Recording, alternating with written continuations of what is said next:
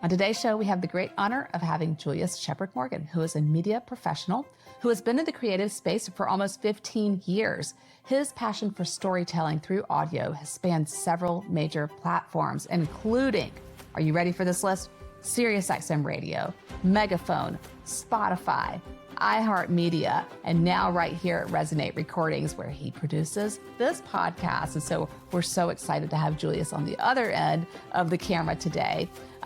Off camera, though, when he's producing, he has honed his expertise in audio production and creative development. He's the current senior podcast producer at Resonate Recordings, where he helps to bring his clients' visions to life through creative consultation and pre-production support.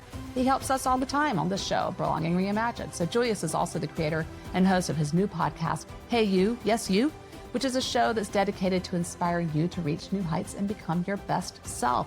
So let's hear from Julius today about all this creativity that he has flowing through us and what we could do to do the same.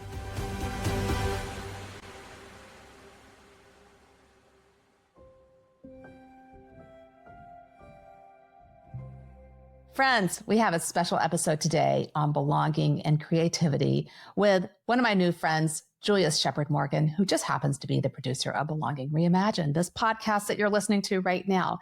And Julius was on another podcast episode that we had, and it was super popular. And so we said, hey, you're coming back because we want to talk about this creative process that you can speak so well to, that we all have some creativity within us. So many of us do. We don't know how to tap into it, but you have managed to do that. And so we humbly learn from you, Julius. And so we welcome you to the show, and we're excited to have you here today. Thank you for having me. This is so cool, being on the other end and behind the mic. I don't get to do this really often. So very excited to be here. Thank you. Yeah. So here's what I want to know. I know that you have a special passion for storytelling. This is one of the things that really made me feel so comfortable and want to work with you initially is that passion really comes through. Anyone who just spends just a few moments with you can tell that. And you have now 15 years of experience working in the creative space. Tell us how this journey first started for you, Julius. I think even just as a kid, I've always enjoyed playing and pretending and having fun. My grandmother actually owned a daycare center, so I kind of grew up around a lot of other kids doing playtime and just having fun. And I think that as I got older and going into school, even though I was focused on academics and being a good student, I also love to have fun in class as well. A lot of my teachers would pick up on that and think, oh, maybe we should put him in either theater or band or anywhere where he can sort of have that creative outlet. So I've always had that as a part of my life growing up as a kid.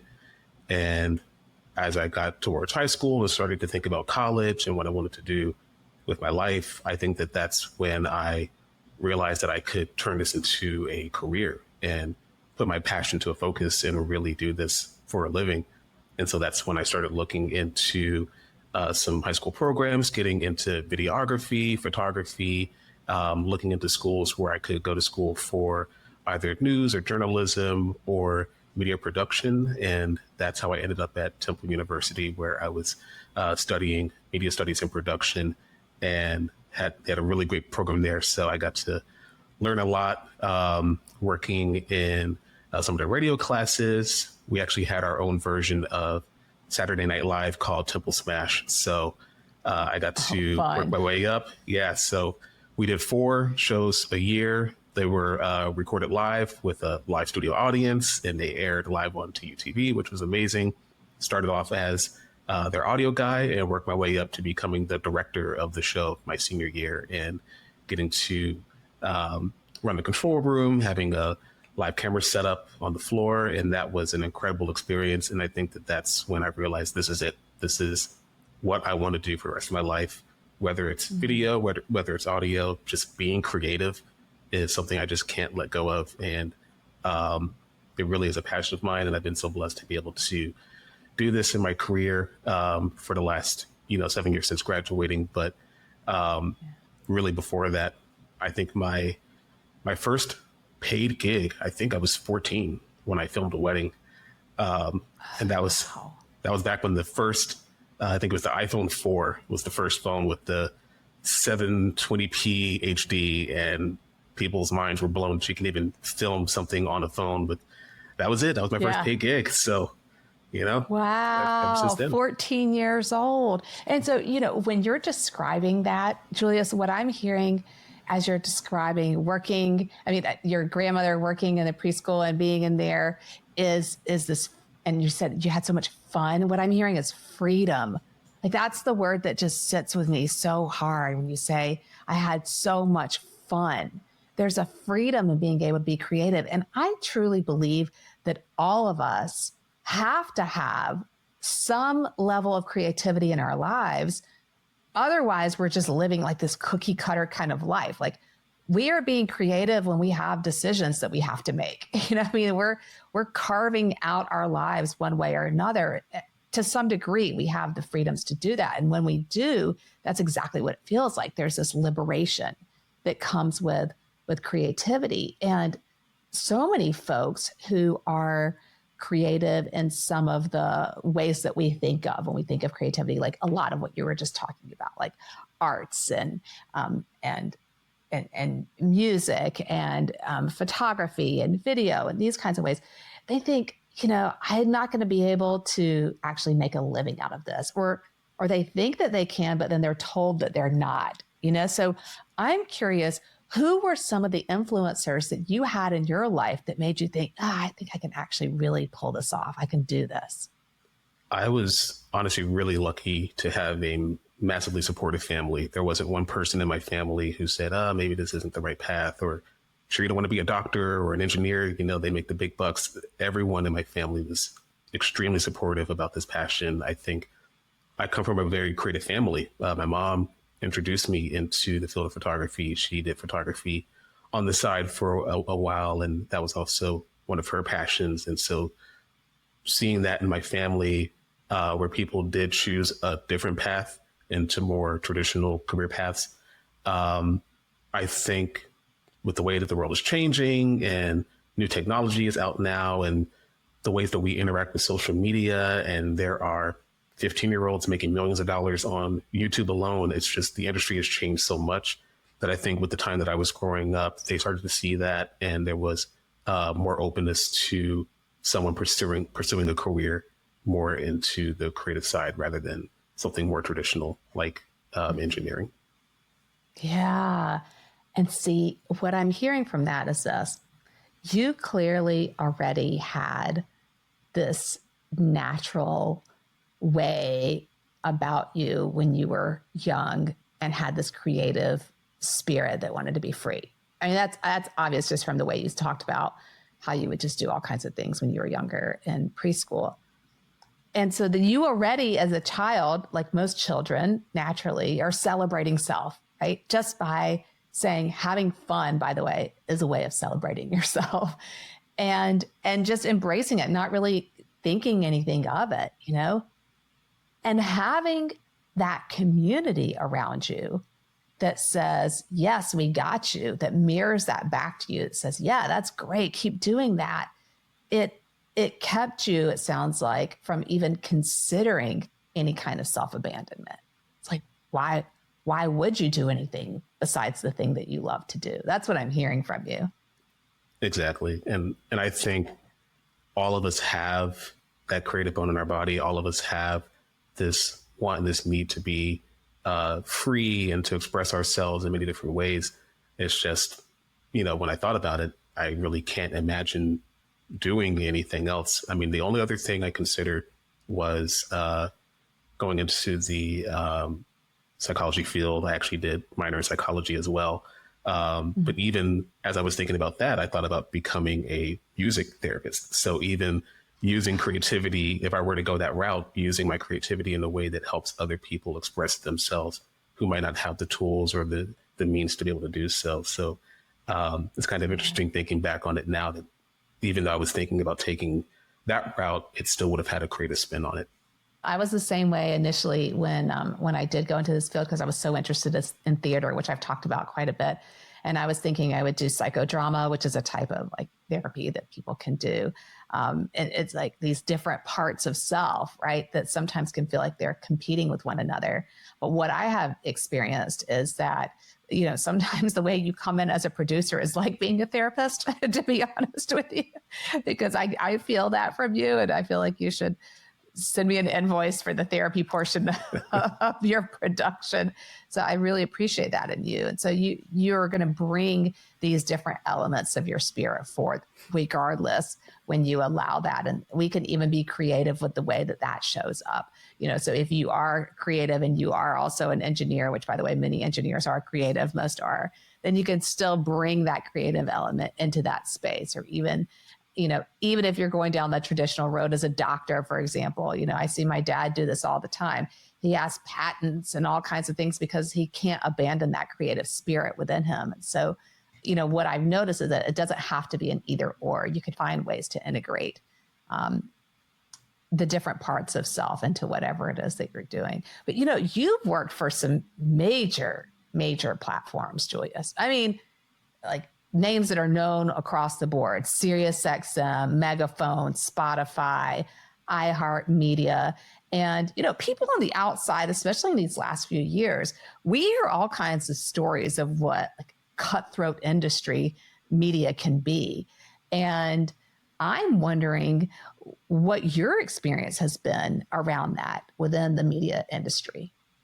It's funny because you hear that as you're going to school and people know that this is the field you want to go in. And if you're studying this in school, they tell you, yeah, it could be a pretty cutthroat industry. And it is a tough field to be in. There is a lot of uncertainty that comes with the creative field, whether that's television, news, radio, podcasting.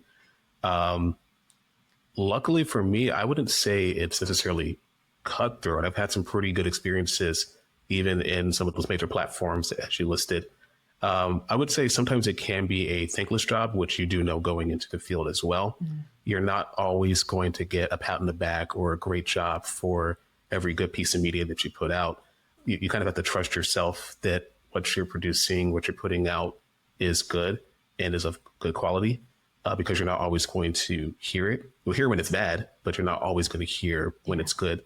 And so you just kind of have to trust the process. No news is good news, I guess, in this industry. But I think I would rather take that over the cutthroat side of things that I do hear from some of my colleagues who have experienced some heavier things in the field. But I would say in general, working in audio, I mostly work in audio versus video.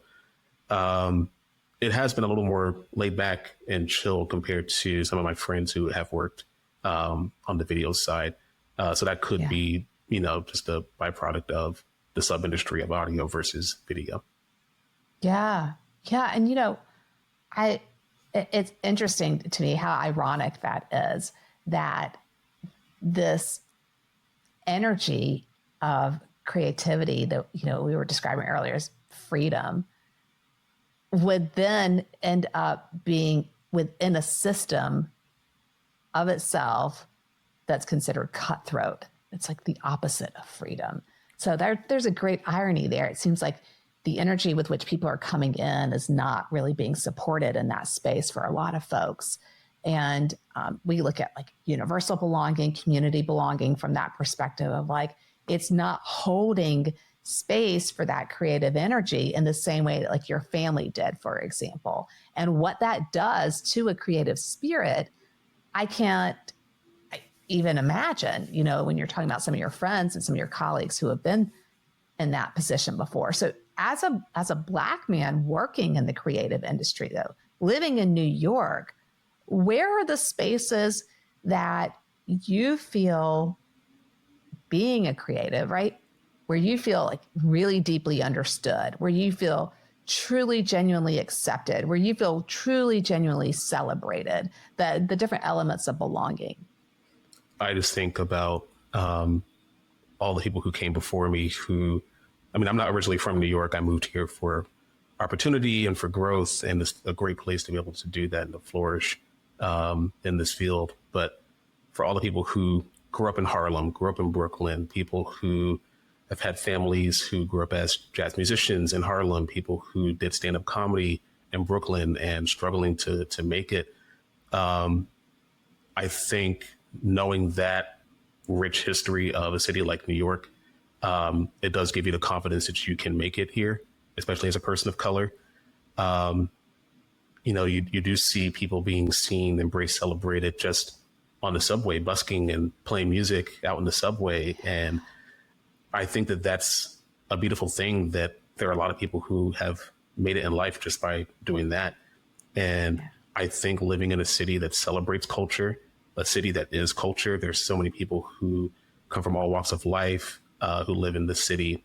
And I think being able to see that just reinforces a sense of self, a sense of belonging, because there is just that extra bit of celebration here.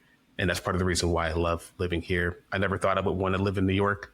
Growing up, it was just kind of something I would stay far away from. But as I got older and I saw the type of opportunity that's here, and the freedom to be able to be creative, I've definitely fallen in love with the city, and the people here are amazing. And I think especially for people of color, if you want to come in and explore your options, it's just a great community of people, and to be able to find people like you, be able to network is extremely important. It's very important to find people who look like you, who are successful, who are in a position where you want to be able to learn from them.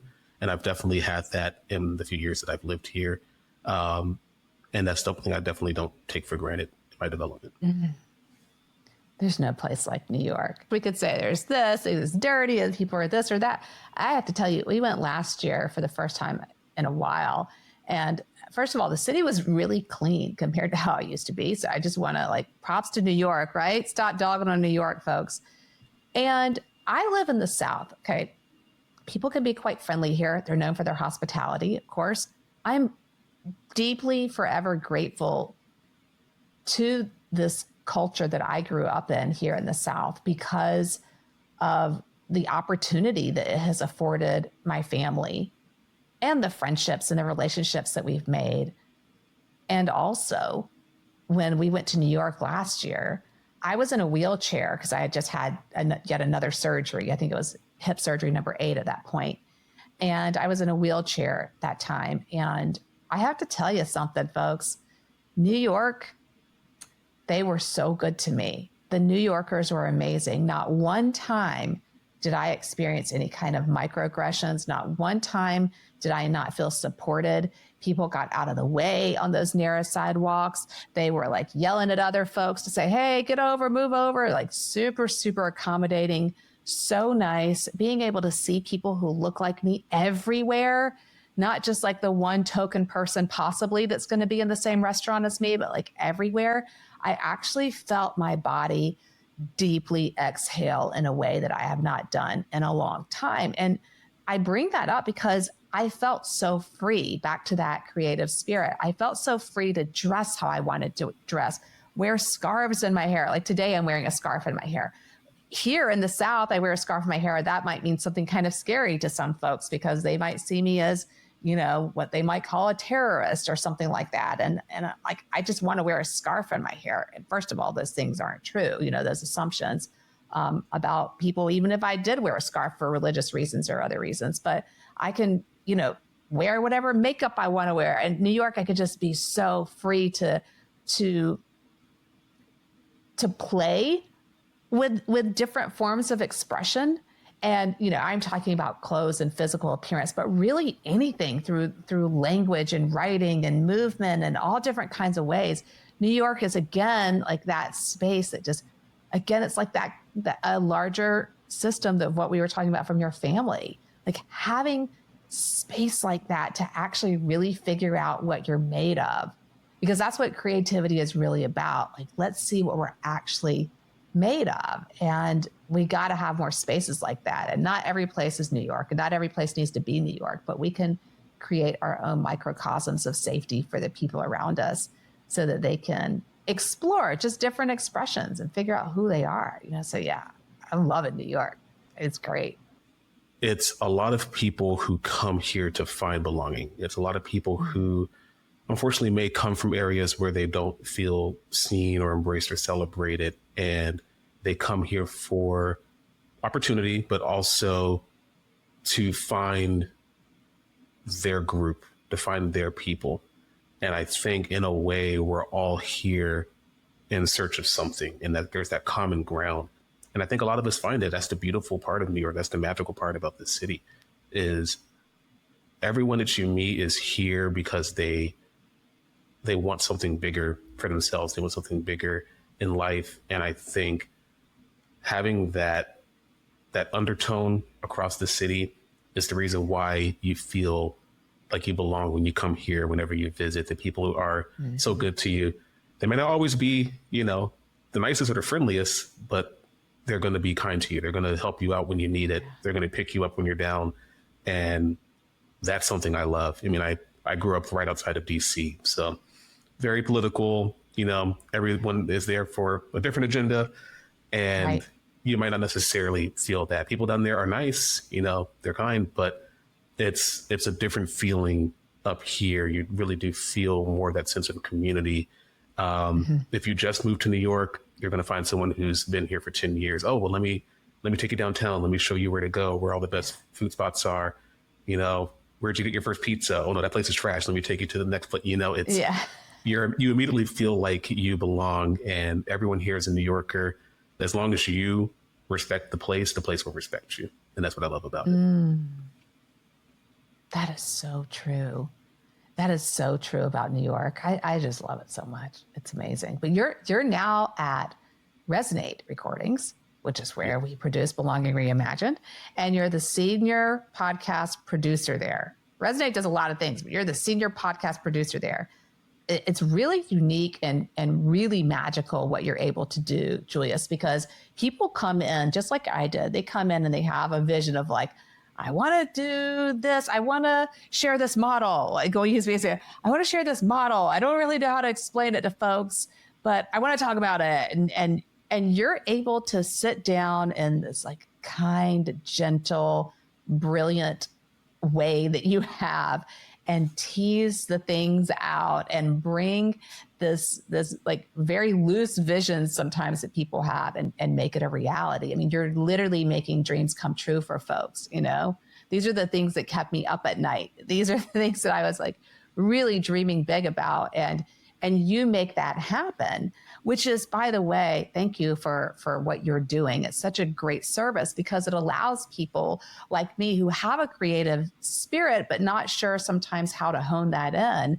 You're coming in and making sure that happens. And so you're helping us kind of manifest that. And so I'm wondering in that process, because people say to me all the time, like, I don't know how you can be a therapist. And I look at what you do and I'm like, I don't know how you can be a producer. So I'm wondering, what do you enjoy the most about this role that you're in right now? The coolest part for me is when I have a new client coming in and they're explaining what they want the podcast to be, what their vision is, what their goal is. As they're talking to me, my process is I like to envision myself listening to this podcast 6 months from now. What does this sound like? What does it feel like? What am I feeling as I'm listening to this show? What's going to make a good show? Because the cool thing about podcasting is you can make a podcast about anything. But that doesn't always mean that it's going to do well. You have to structure it in a way that does fit for the masses so that you can gain some popularity and have people listen to it. That's part of the goal. So as people are explaining what they want to get out of their show and me listening to it in my head, the coolest part is going from that phase to the part where we now have a tangible product where someone can actually share their first episode and they listen back and they're like, this is amazing. I can't believe that my vision finally came to life, and you bring that out for them. And I think the process of having something that's just written out on paper to now something that we listen to with music and sound effects, and it's now a part of someone's daily lives. That's the beautiful part. That's the part that I really enjoy, is to see the client's first reaction to that first episode. And from there, we're just off to the races. And I really can't believe it's already been maybe 6-7 months with you already, just going back to when we first discussed your podcast to now, you're rocking and rolling with so many episodes, and the amount of guests you've had and the people you've had on this show has been amazing. And I think this is definitely part of why I love this job. Is there are a ton of people who want to be creative, but that's not part of their day to day. And they find us and we're able to connect and to click, and we can make that dream come true for them. And it's just a beautiful thing. So I love it. So it sounds like you're able to bring, that creativity, those skills, and pair that with a service heart. Like we talked about in another episode with Van Yor on leadership, about having that kind of the heart of service, and then part psychologist, in terms of what you do for folks and helping them feel like they belong, like they belong in this space. And that was one of the things I think so many of us, and including myself, wondered, like, am I an imposter? Do I feel like I actually can belong in this space? Do I feel like this is something I'm capable of doing? What am I even doing here? A lot of people hold back their creative instincts because they feel like they don't even belong in that space. And the producers are a big part of shifting that mindset for clients. And so how did you create that sense of belonging for your clients, and helping them understand that, yes, they can do this, and that they can be seen in this space, they can be embraced, they can be celebrated? Well, I'm lucky to have an amazing team of people behind me here at Resonate. All of us here are really dedicated to making the best podcast we possibly can for our clients. And so I think expressing that to our clients, when a new client comes in, they get to meet the key players of their team, their client success manager, they get to meet me, they go through the sales process. Some of them get to meet Ellie, our CEO. And I think through that, there is a sense of comfort that comes with working with us, because we are a team of experts who are passionate about the world of podcasting and who want to bring our clients' visions to life. And so I think just by having them meet us and walking them through the steps, through the process, because it can be pretty intimidating if it's your first time coming into a podcast and trying to produce it from the ground up. But I think just working out the steps, it really just starts with, what is your goal? What is the idea behind the podcast? Why do you want to do this? If they can express why they want to do it, that's half the battle right there. And that's the motivation that they need. And as long as they have that motivation, we can get them to the finish line. And so, like I said, it may be their first episode, but it might be number 100 for us for that month alone. And so we've done this many times, and we're able to walk them through that process. And with each step, they kind of exhale a little bit more as we get closer to that first episode. And I think it's just part of the natural process of starting a podcast. You're going to be nervous at first, of course, because you care.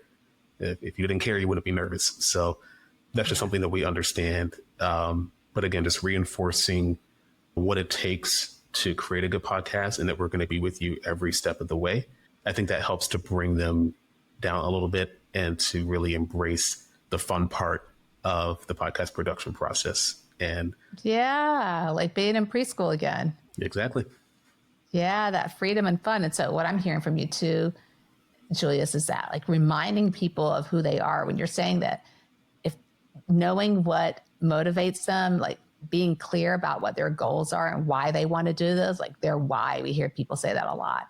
Like knowing their why, you're able to capture that and then reflect that back to them and help kind of remind them throughout the process as those nerves come up. And that is so important too. I think in any space that we go into, like having people around us who serve as mirrors and say, hey, remember, this is who you are. Hey, turn, look at me. I'm showing you who you are. This is what you're doing here. We're not meant to be alone. And that's why I like what you said, having a team of people really does create that sense of safety for folks. Like, hey, we got you. We all need that, regardless of where we are, where we're moving into our lives. That self-belonging piece is huge. Like self-abandonment is one of the worst forms of abandonment. You know, you hear me say that over and over again.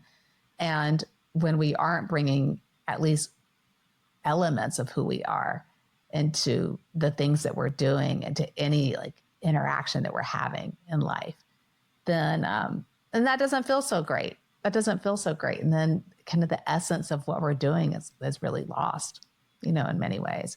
So I want to talk about this podcast that you've recently started that now you host called Hey You, Yes You, which by the way, I've loved. I've listened to it recently and absolutely loved it.